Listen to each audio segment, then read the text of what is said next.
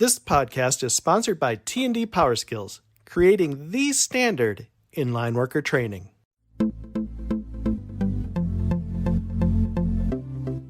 Hello, everyone, and welcome to today's Frontline Fundamentals.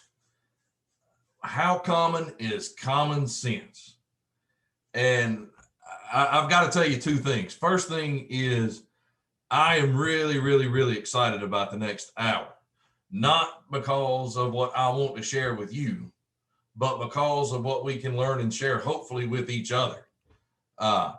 And I'll just go ahead and start by saying the goal here is not to establish, actually, even though the title reflects that, how common is common sense or whether it exists or not or whatever else.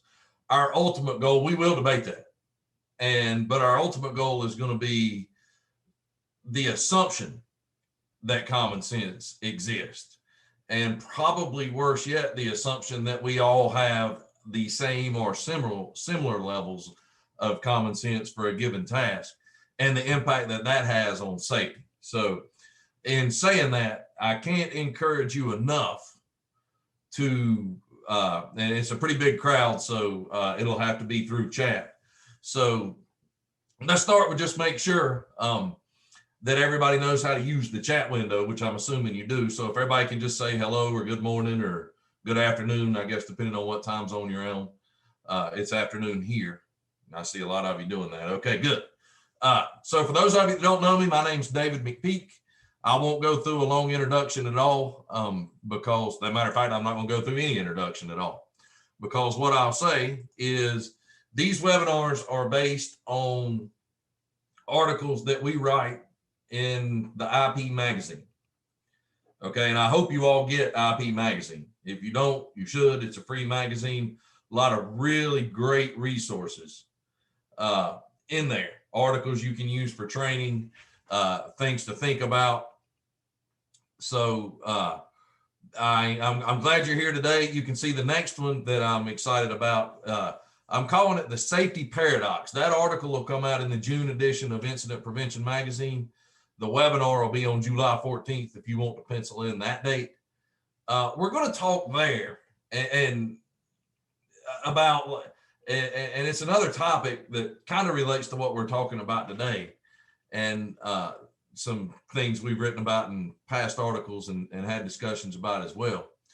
But the fundamental paradox being, I am my brother's and my sister's keeper. I am responsible for my own safety.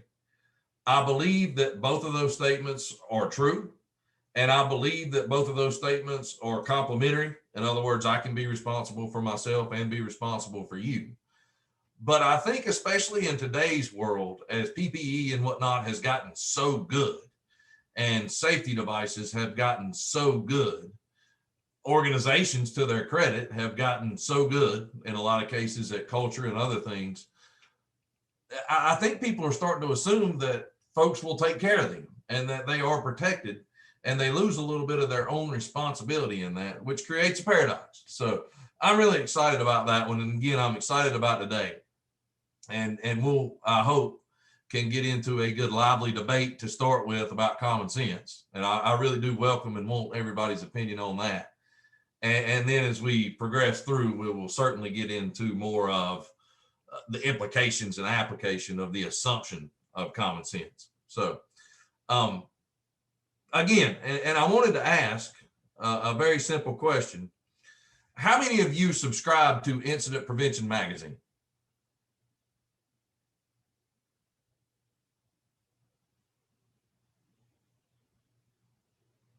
%100% so far. I'm going to leave that open for just a second and make sure. I guess that makes sense if you think about the fact this webinar is based on an article in IP Magazine, and that's kind of how you sign up. Okay, good. 100% of everybody, at least everybody that answered, is a subscriber of IP Magazine. I love that magazine, not because of my part in it, but because of the other articles. And I mean, I love reading Jim's stuff and Danny's stuff, and it's such a good, I just encourage you when you get it, be it digitally or on paper or both, however you consume it. take the time and read it. There's a fascinating article in the current edition right now that I've kind of been working my way through about complacency and how our brain forms habit patterns, a lot of things I didn't know. And it makes I've got it in front of me right now, if I can find it real quick. If you haven't read it yet, float over, not during the webinar, because you should pay attention to this today in our discussion. But on page 22, there's an article called The Biological Basis of Complacency. And it says this sort of, I guess, is the tagline or the subtitle. Complacency is a byproduct of habit. This was the part that really caught me. Not a conscious choice or moral failing. And anyway, I'm not proposing right now to agree, disagree with it or anything else, but I just, among the other articles in there, that one's certainly probably worth a read. So anyway, let's jump into today's discussion. And we've already got a little chat going on about common sense, which is good. I encourage that. So again, our main point here is to talk about this statement that you see right now. The assumption of its existence negatively impacts, among other things, but our focus, leadership, safety, and operational excellence. Okay. And again, I would even add to that maybe the assumption of its existence. And again, the fact that it's the same or similar in everybody is true. So let me start with a couple of questions here. And I hope you see the relation to common sense. And I really don't want us to, you don't have to answer the first, what are there, 5 questions there, 4 questions. The fifth one I want us to talk about, and we're going to spend some time on. But really think about this from a common sense perspective. How did most of you, if not all of us, how did you learn the stove was hot? And I'll give, if you want to answer those in the chat window, you can, or just answer them to yourself. I would imagine a lot of us are similar to what I'm seeing right there. We touched it, right? Now, common sense would tell us not to do that. So there is the first thing, that whether or not common sense exists, decidedly it is learned, right? And so one of the things that I would propose as we go through this is maybe consider replacing the word common sense with culture, because culture is what drives behavior, and we learn culture through experiences. I'm just throwing that out there now. Now, I hope this sentence looks good when you type it out and say, why do people not utilize I and I? I realized when I abbreviated it looked kind of silly, but think about it. If you're working on an energized power line or any kind of energized circuit, electrical circuit, I don't care what the voltage is, whether it's in your house, changing out a plug, or working on an energized power line. Why in the world, if we all had the same level of common sense, is it not common sense that we should insulate and isolate and protect ourselves? And if that common sense exists, then how in the world do we have as many fatalities, flashes, burns, horrible incidents that we have every year, if it's common sense?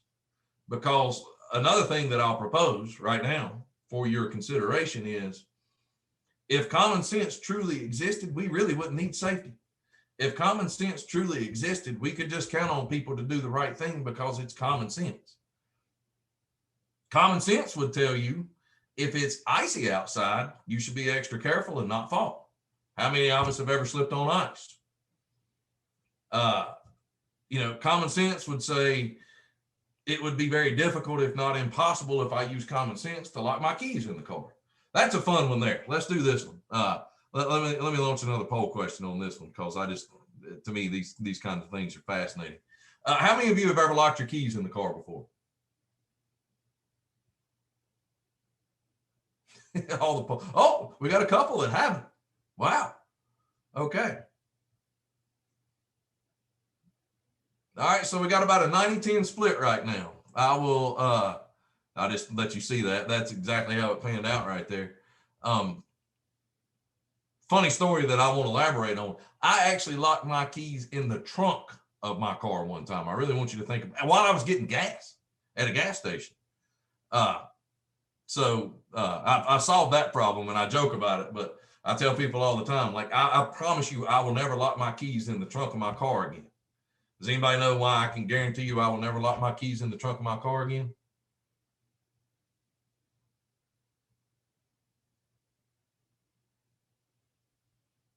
Traded it in, got a truck.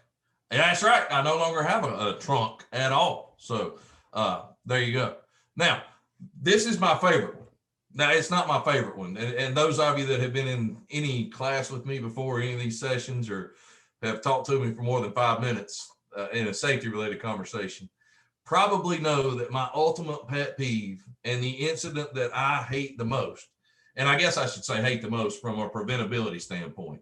The ones you hate the most are obviously when somebody is fatally or very tragically injured, severely injured. But how in the world, if common sense exists, could we possibly ever set an outrigger down on someone else's foot? And this happened, and it has happened more than once. How in the world could somebody ever set an outrigger down on their own foot if common sense exists and we could count on people to use common sense? And that's the one nobody will ever be able to explain to me. Either way, whether it's somebody setting an outrigger on their own foot or somebody setting an outrigger on somebody else's foot, you can't explain that.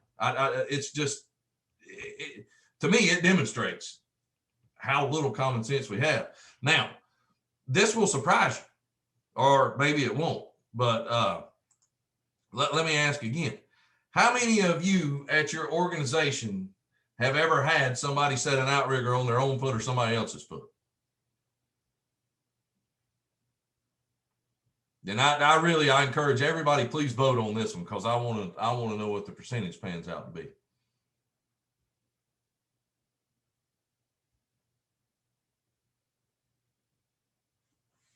All right, it looks like almost everybody's in. So look at this. Not quite half. Almost half of everybody here at their organization, it has happened. How in the world does that happen, especially if common sense exists? So I will, and again, I wish that we had the ability right now for some of you to unmute and talk, because I realize this is going to require a little bit of typing. So I'm going to pause right now. Is common sense common, or does it even exist at all? And I just want right now, let's just take 2 or 3, 4 minutes, and everybody just express your opinions about common sense, how common it is and or not. And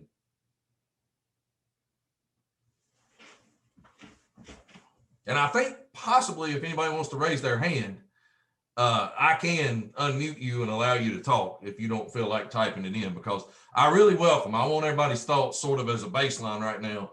Common sense, does it exist? Is it common? Does it not exist at all?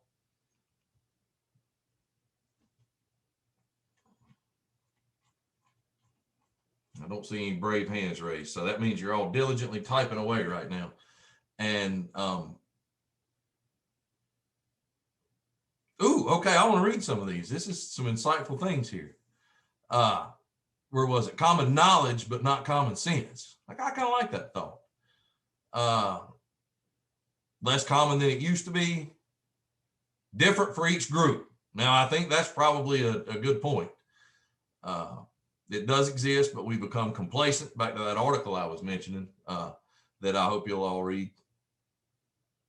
Common knowledge, back to that, can be expected, but common sense is questionable. And I'll propose now, while everybody's still typing, how do you make knowledge common? And by that, I mean training programs, obviously, because we can't also assume, I think, that folks have common knowledge. So I like this concept of common knowledge versus common sense. Experience driven, no doubt. Unfortunately, for a lot of us, it's negative experience. Ooh, can common sense be taught? That's an interesting thing. Can you teach somebody common sense? And thank you all. I'm fascinated reading through these, and I hope you all are taking the time to do it as well, because again, and this is the point in time we'll do this and have sort of this discussion about common sense, how common it is, does it exist at all? And then we'll focus much more the rest of our attention on the application and implication in our safety programs.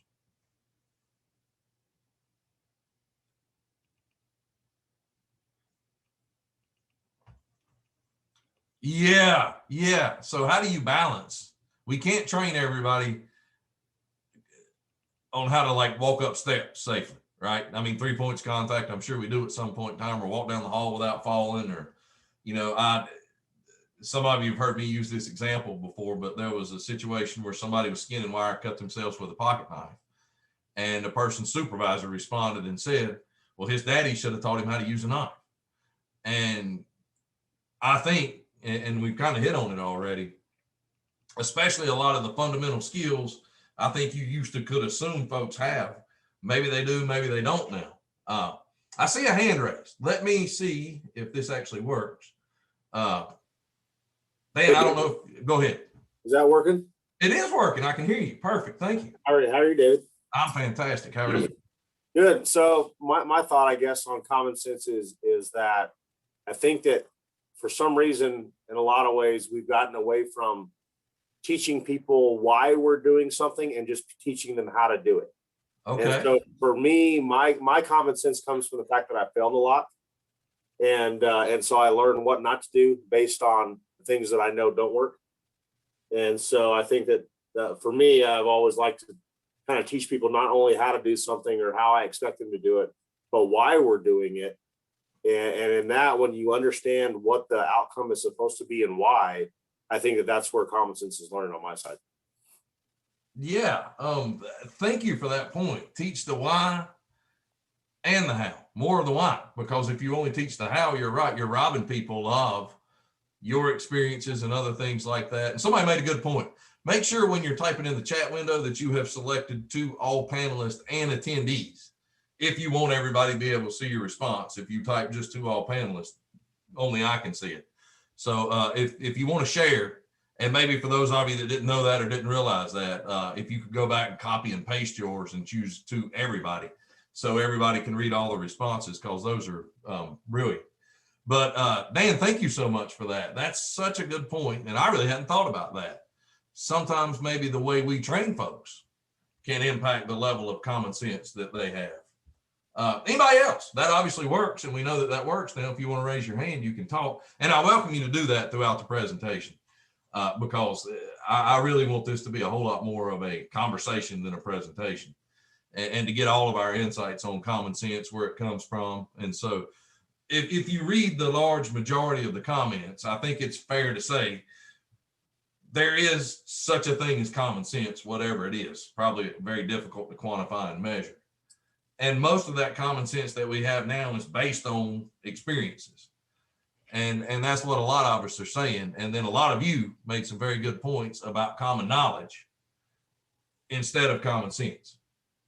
So we will now switch gears and sort of forget all the semantics of the word common sense and how it's defined and what level it exists to, and talk instead about then a couple of things that I hope we all can agree on, which is this. And I don't know if I hope you took the time to read the article, and if you've got it in front of you, that's great. If you don't, that's fine too. But I hope you'll notice this. Sometimes these presentations don't necessarily follow in order the article, and they go in a little more deep. This one follows the article pretty well. So if you have it available, might be good as a reference. But variations in common sense. And in the article, it talks about, that first thing, people are equal but never the same. And it gives a longer list and says, each of us has different levels of situational awareness and risk tolerance, as you see on the screen there, but also preconceived notions about worksite conditions and hazards, preferences, motivations, tendencies, the work methods we prefer, the way we like a job to be done. So a key point there is no two people, no two groups are the same. And I even argue to a certain extent, no one person from day to day and hour to hour and minute to minute in terms of risk tolerance, situational awareness, all those things I just listed is exactly the same. So you could add common sense to that list, right? No two people have exactly the same level of common sense for a given task, probably. Now, I don't propose by saying this, that making decisions ever based on your gut feelings is a bad thing. Sometimes that may be appropriate, very rarely, especially at work and especially when we're talking about safety. Also, usually not a good idea, especially with safety again, that we make decisions purely based on comfort and convenience. Unfortunately, we do quite a bit. That availability bias we talk about. So intentional decision making. And folks obviously make decisions different ways. Sometimes based on what we might perceive as common sense, sometimes what we might perceive as fact, sometimes based on assumptions. And we'll talk about some decision-making tools later that can help with intentional decision-making. And then I think one of probably the key points, and another thing equally almost up there with the outriggers on people's feet, is incident investigations, root cause analysis, the time, the effort that we put into those. And always, please let me say, when I'm using the term we, that is not reflective. I don't mean me. I don't mean you. I don't mean your organization. I'm just making a general statement. But I would imagine it's probably true for all of us. At some point in time, there was an incident.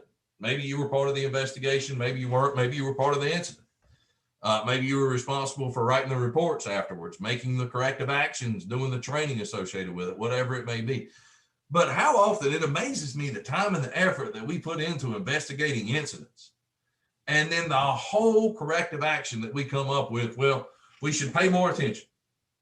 We should focus on the task. Those are good things. I mean, definitely people should pay attention. They should focus on the task. They should follow the rules.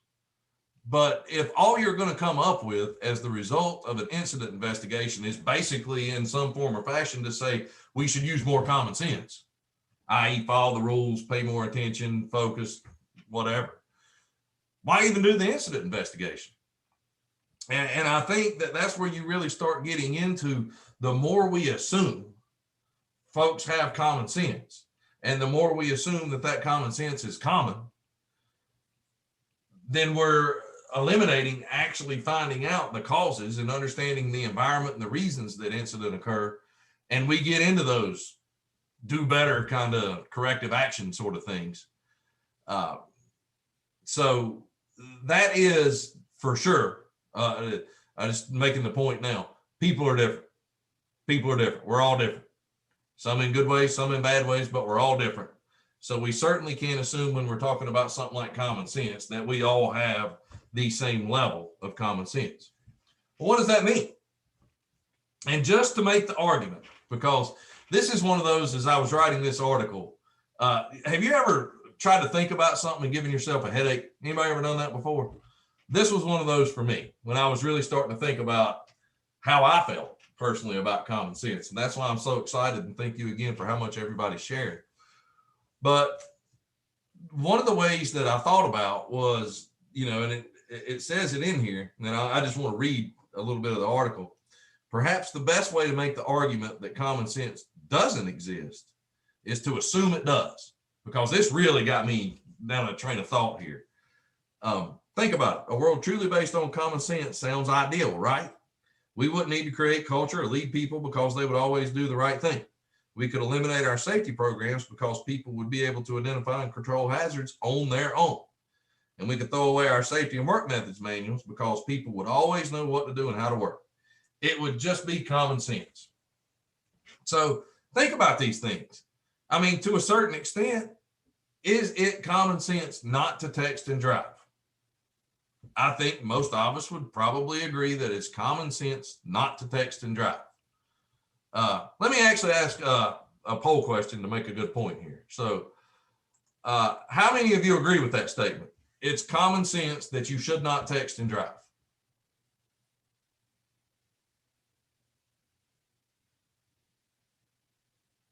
All right, so right now we've got about an 85 to 15% split. 85% I'll be saying yes, 15% I'll be saying no. Now, how many of you, and I should note, I believe all your responses are anonymous in the polls. I'm not going to pull a report and whatever, but how many of you have ever texted while you were driving?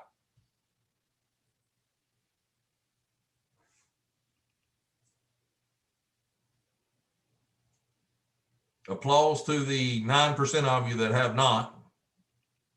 And thank you for your honesty to the now 89% of you that have.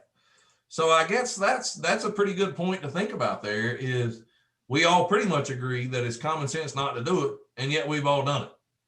So we could make the case, even if we believe common sense exists, it doesn't necessarily have a positive impact on our behavior. Speed limit. If you just purely went by common sense, the word limit means as fast as you can go. So therefore, everybody would drive the speed limit or less.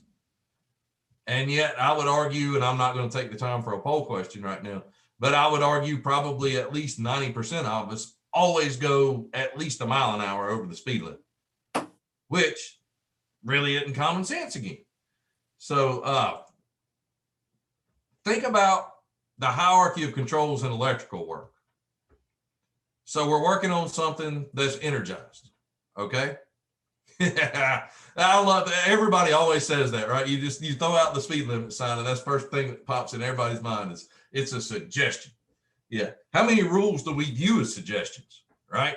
But if we truly, I'd invite a couple of answers here. If we truly believed in the hierarchy of controls from top to bottom, and we were going to work on an energized circuit, how would we control it? These days, so many safety and training managers are at a loss about how to approach line worker training for their apprentices and journeymen. Things are changing fast, and you need a solution that has the flexibility to keep up. T&D Power Skills is that solution. With 78 in-depth video-based training units all designed with the adult learner in mind, T&D Power Skills has created a comprehensive line worker and training solution. This training ensures that line workers will absorb the info they need through engaging video, detailed workbooks, quizzes, final exams, and our custom essential field performance requirements checklists. Whether your goal is to build an 8,000-hour apprenticeship program, or if you just need refresher training and continuing education, T&D Power Skills is the one-stop shop for your line worker training needs. To learn more, find us online at tdpowerskills.com. Again, that's tdpowerskills.com. Be sure to use the referral code PODCAST2022 to get an exclusive podcast listener 5% discount. Yeah, that's a good example with the pandemic right now. And I certainly don't want to start any kind of political arguments or whatnot, but I think it is fair to say common sense. Decidedly, there is a great divide on things like mask and social distancing and all those sort of things. But yeah, you're all hitting it. De-energize it, turn the power off, eliminate the hazard. That's where we always should start, at least. How often do we ever even consider that when we're thinking about and planning our work? And I guess we should be fair to the folks in the field and say that usually has to be considered by someone 2 to 3 weeks ahead of a job for it to ever happen. But nonetheless, we make the assumption that we can't do it, so we don't do it, when common sense tells us it should be our first choice. So, how often do we skip like the first 3 or 4 levels of that hierarchy of control and go straight to PPE? And so if you were with us last month, we had a huge discussion about that. I won't reiterate any of that discussion, but, common sense is you should never actually need your PPE. You should always use it. And yet it's almost like our preferred method of hazard control. This one was interesting to me as I was just thinking about some examples of common sense. Would it not be true if common sense truly did exist, that when we were using equipment, let's just take a line truck or something like that, for instance, that we would never side pull, and all our pulls would be vertical and straight up and down. We would never use the boom to support the weight of a pole.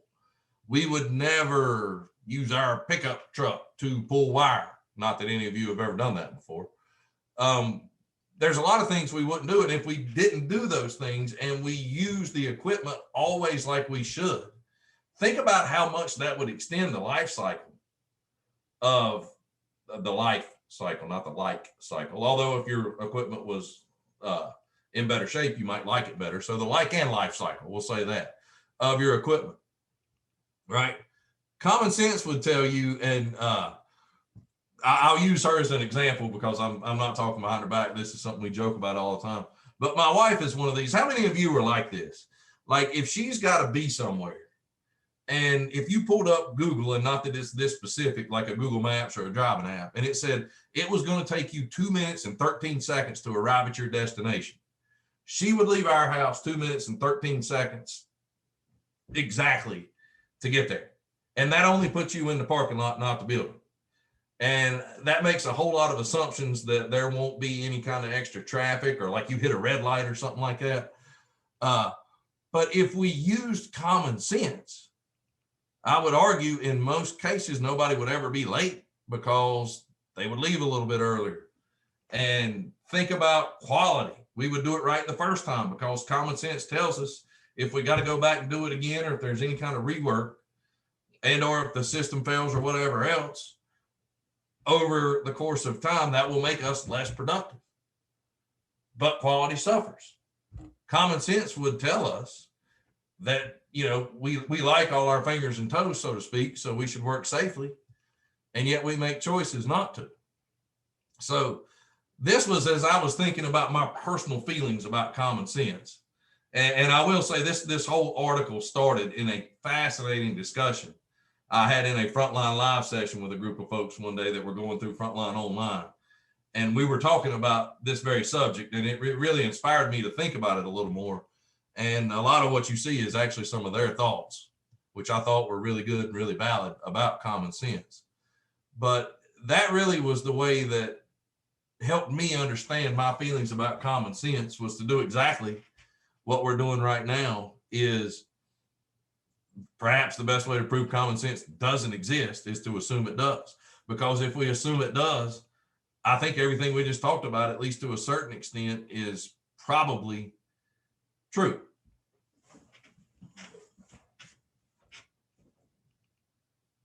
So then, the next topic, and the most important topic that we want to talk about, is the implication and application of common sense. Again, truly at the end of I hope when this is over that, truth be told, it really doesn't matter how we define common sense and whether we believe in it or not. What matters is what we do to protect ourselves and to protect our coworkers. And so I put this quote up here that I use a lot: lead, manage, and interact with people how they are and not how we wish they were. Now, I think it's fair to say we wish that everybody had common sense. And we wish for whatever task that we're performing, everybody had, I'll use the term you all are using a lot, both common sense and common knowledge. But it's not, I was going to say not fair. That's not really the right word. It's probably not a good idea, we'll say that, to assume that that's true.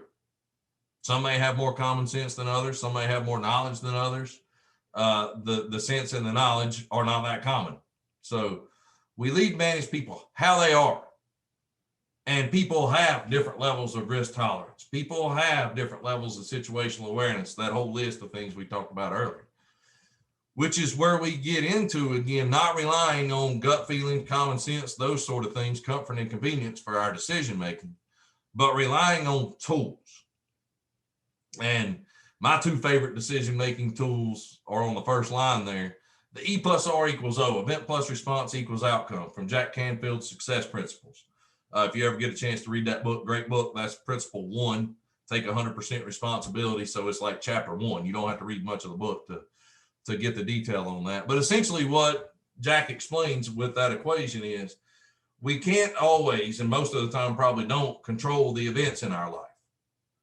But if we clearly define what we want the outcome to be, that will help make our response almost automatic. So I think we focus a lot on the events, which is where we try to sort of blame other people, make excuses, those sort of things, rather than thinking about what we want the outcome to be and how to respond accordingly. A tool I really love, and I'm sure that little brief explanation of it didn't do it justice.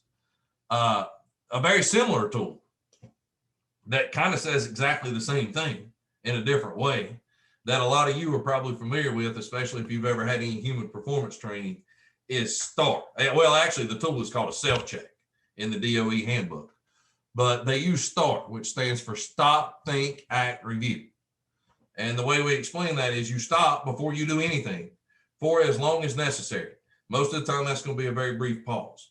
Then you think about, again, similar to E plus R equals O, what do I want the outcome to be? What am I trying to accomplish? How prepared am I? How much sense and knowledge do I have for this task? And once I've verified all the system conditions and what I need and all that, then I act. And then after I act, I review to see whether my goal was accomplished and if I could have done anything better. Other HP tools, and if you want to look these up, just sometime look up the DOE Human Performance and Handbook Volume 2. But validate assumptions is a great one, and I think that's probably fairly self-explanatory. And then a questioning attitude. And I love a questioning attitude. And this is not a disrespectful devil's advocate kind of always questioning everything. But this is where we truly do create an environment and a culture where people are not only feel safe to speak up, but they're encouraged to speak up when they have questions, when they have concerns, when they don't understand. And how often do you, in hearing work, and I especially love, like if you're ever doing any kind of rigging or lifting something, you know, how often do we just make assumptions? I think we can pick this up, or I think this piece of equipment is going to hold, you know, it picked up a 40-foot pole, so surely it'll pick up a 50-foot pole sort of thing. So use these tools, whichever you prefer, maybe in combination. There's a lot of other tools out there, and you have things like job briefings and a whole lot of other things. JHAs come to mind, post-job briefings that help you and encourage you to use these tools to gain situational awareness, to use the hierarchy of control, to identify hazards and to control hazards. And then from a safety standpoint, again, like I said, we can't just assume folks are going to do the right thing. We can't just assume everybody has common sense. What we have to do is create culture. And that was really one of the things that I hope is a point you can understand and that will resonate with you is maybe replace the word common sense completely with culture. And again, culture being defined as your combination of experiences, values, beliefs, norms, whatever, that drive behavior. So create the right kind of culture. And then have a safety and health management system that supports that culture first and also includes the hierarchy of controls and all those other things that we talked about. And I cannot overstress the importance of the implication and the application. And I wanted to read, as we're talking about this, two things here, because it would be easy to take some of this maybe the wrong way. So let me be clear about two things. And I'm reading from page 5, if you're following along in the magazine right now. The first couple of sentences under implication and applications. But it says this: let me be clear about two things. First, I do not mean to imply that we are stupid and incapable of making logical and informed decisions. Absolutely we are. My point is, I think sometimes we prefer to make this. I don't even know that we prefer. I just think that we do without thinking about it. We make decisions more on comfort and convenience than again on decisions and factual information. So we are certainly capable of making logical and informed decisions. Second, I acknowledge that gut feelings and experience are sometimes a good basis of correct decisions. And then it says, and I hope that I've stressed this well today, what's important here is not the debate about common sense. It is the application of that debate. Same quote, we must lead, manage, and interact with people as they are, not the way we wish they were. That means we cannot and should not rely on our own common sense or the common sense of others.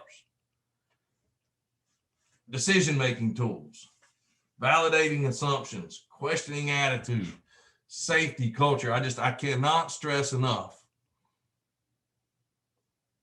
And I'm reading back through the chat now, and I'm reliance on PPE and or common sense is last. Yeah, if you look at the hierarchy of controls, thank you for that comment. PPE is always last. And if you don't, it's always a great exercise. Just go out and listen to your job briefings and read some of the documentation from them. I almost guarantee in 50% of the time, if not more, you'll see, here's a hazard. Here's what PPE we need. Let's go to work. And we skip the whole top part of the hierarchy of control. So to sort of repeat, and now I'd again, after some of this discussion, I really welcome some more of your thoughts, either verbally with your hand raised and or in the chat window on what we've talked about so far. But we talked about, first of all, what common sense is, how common it actually is. We talked about the fact that people are different, right? Now, I just can't stress enough, and this is a whole nother discussion on culture and developing relationships and whatnot, but people are equal. They always have to be equal, but they're never the same. And then we kind of went through to prove that common sense didn't exist with assuming it does in a world based on common sense. And that's just, to me, that was really fascinating to think about, is if common sense really existed, if it was truly common, if we all thought the same way and whatever else, what would the world look like? And then I think if you, and the pandemic was a good example that somebody gave, if you look at how things actually are, that probably goes a long way to saying, the world obviously is not based purely on common sense, no doubt. The important thing was the implication and the application of that, where we talked about these decision-making tools and using those. And, not that the IP Frontline Fundamentals column and these webinars are necessarily always like in order and structured, one follows the other and whatnot. But if you go back and look up some of the past articles, there's articles in there that explain these decision-making tools in detail. There's articles as recently as 2 months ago, it's published every other month, about the hierarchy of control and a lot of what we were talking about. There's articles about culture. So in addition to the rest of the magazine, I highly encourage you to do those. So let me take a moment here and welcome some more thoughts from anybody. Again, type them in the chat window, raise your hand, and I will unmute you, and you can share verbally.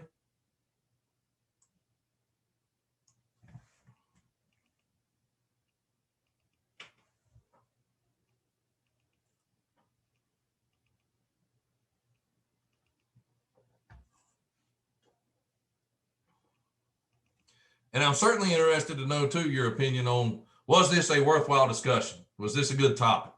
You always kind of wonder that when you're writing articles and doing webinars. And we want to make sure that we keep these focused on things that will benefit you more so, obviously, in your professional life, but hopefully in your personal life as well. So feedback on that. But that question as well, but common sense. What thoughts have we changed anybody's thoughts? Here we go. Thank you. I love it. Here we go. Here's a question. And I'll tell you, one thing that I love about groups like this, and a lot of you said about the IP community, is we just had a conference last week, and it's so true, how willing people are to share. So I love when somebody asks a great question like, how do we deal with what we don't know? I'd welcome anybody else to answer that as well. I'll offer a couple of thoughts on it in a moment. But if anybody has a thought on that, what when you don't know, and or worse yet, you don't know what you don't know kind of thing. And what if you think you know, but you don't know, but you think you're right? And I hope that made sense the way I said that, because you're asking a great question right now. How do we deal with what we don't know? And we did talk about back here, and I'll go back to thank you for answering STAR. I love STAR. STAR always works. Stop, think, act, review. Stop, think about it. What am I getting ready to do? Do I truly know how to do it? Am I prepared? Do I have the right training? Do I have the right tools? Do I have the right equipment? If the answer to that is no, then you stop. Your stop just got a lot longer before you act. If the answer to that is yes, you act, then you review. It goes back to the questioning attitude as well. The second you start to realize, I don't know, I'm not sure, I'm making an assumption right now, stop validating assumptions and involve your team, right? It amazes me when you listen to work planning discussions, how often folks just, it's kind of a one-way conversation with a crew leader or whoever's theoretically in charge. And always, for any given task, never forget the people that usually know how to do it best are the ones closest to the work that do it every day. So one thing for sure is involve your folks. The other part about that, what we don't know, is this has to be included in your training program. There was a fascinating presentation at the IP conference last week, and it's centered around, among other things, talking about how you create a safe environment for folks to speak up and to ask questions. And it was so good. And yes, and big yes, capital yes. I'm going to type in capital yes, just because I'm excited about what I'm reading right now. Yes. Why? The word why. Always good to examine the why and head off the unknown expectations and communicate, specifically when identifying and mitigating hazards. So one of the things with what we don't know is, and you don't do this for literally everything that you ever do, but really when you go back to work, start thinking about, like, why are we doing this job this way? And if your answer is, well, we've always done it this way, you're making an assumption that that's the right way to do it. There may be a better way. Now you got to go ask some questions. When you're observing other people work, ask them why they're doing a job the certain way. The super simple example is that I like to use of that is, I want to evaluate somebody that's driving, and I want to evaluate whether they're using proper following distance or not. What's easy to do is hop in the vehicle with them and just check off using the timed interval rule whether they're doing it or not. What gives me a whole lot more complete and better information is to say, ask them why. Explain your following distance to me. The answer may be, I don't know, the speed I'm going, speed they're going, we are where we are. Or they just pulled off the intersection and whatever. And or they may say, you know, I don't remember exactly the time interval rule, but 1 second of following distance for every 10 feet of your vehicle length. See that sign, 1, 1,000, 2, 1,000, 3, 1,000. Then you know that they know. And now you're not, you have validated an assumption that they were doing. There's a clip I show a lot in some of the training classes, and it's a lady talking about coaching and feedback, Cherie Haley, and she's super. I love her presentations. But one of the things she says is never assume, even if somebody's doing something right, that they, number one, know it's right, and number two, will repeat it unless they know that it's right. So a lot of it really does revolve around that word why. I tell people all the time that really, if you want to become a good safety person, actually a great safety person, the one thing you need to do, get really good at using the word why. Understand why incidents happen. Understand why somebody's behaving the way they are. Understanding why the culture exists. And that is so good. And yeah, I'm glad. And you should, on your internal and contractor or whatever else. That questioning attitude and the why should be part of any observation process.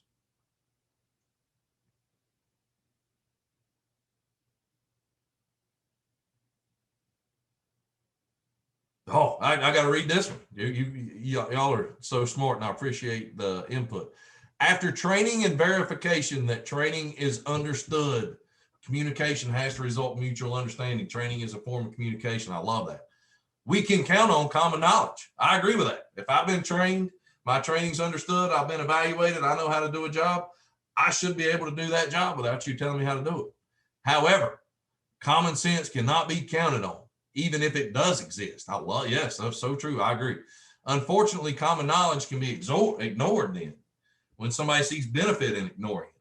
Now we're getting into, if we have common knowledge and I make a conscious choice to do something contrary to common knowledge, that is what we define as a violation. And if something's a violation, that means it is an intentional act to go against what I know I should do. And culture does need to reinforce common knowledge, whatever that looks like. Communication equals common sense. I like that. So in the 5 whys, as simple as that is, I somewhat laugh sometimes at all the, and I'm not criticizing them at all, and I'm sure most of you probably use something similar, but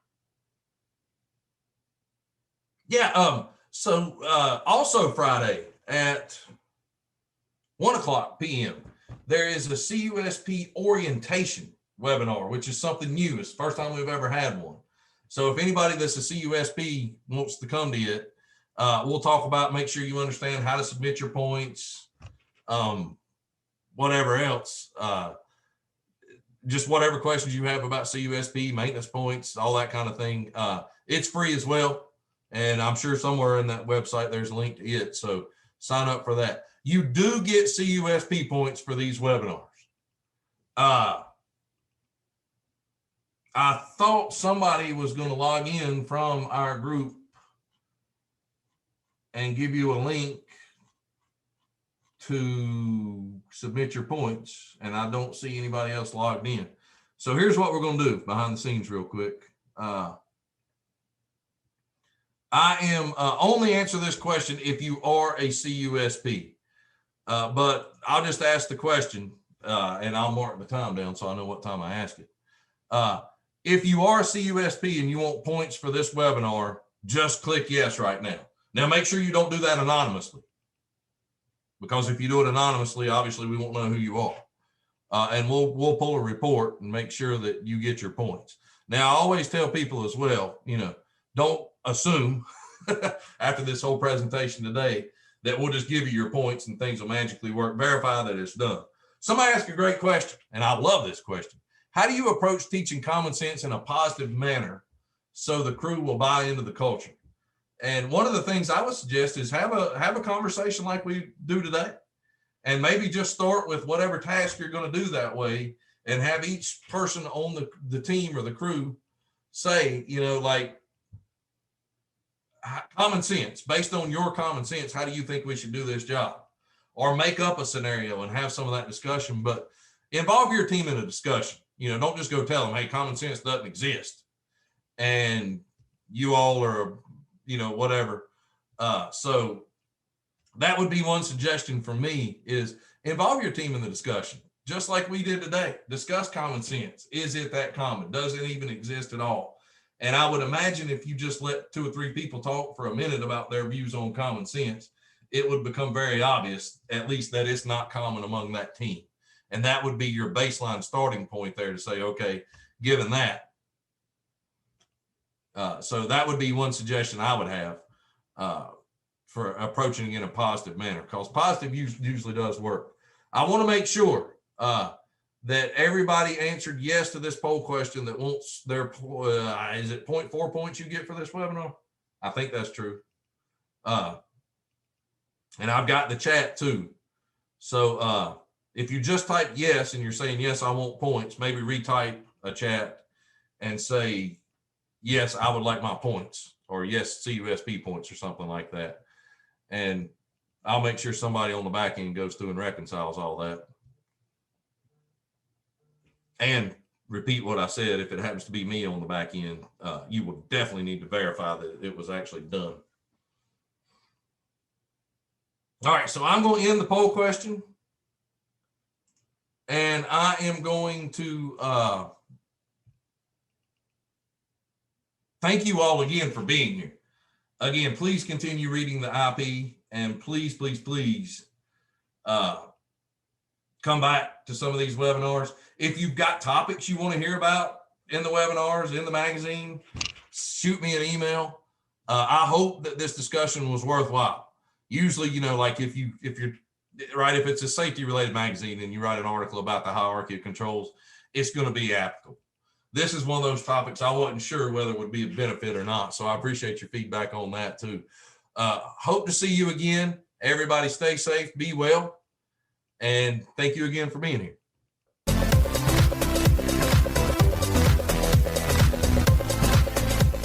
Please support our sponsors who help us to provide this valuable content to you. To learn more about how T&D Power Skills can help you with their proven training solutions, go to tdpowerskills.com. T&D Power Skills, creating the standard in line worker training.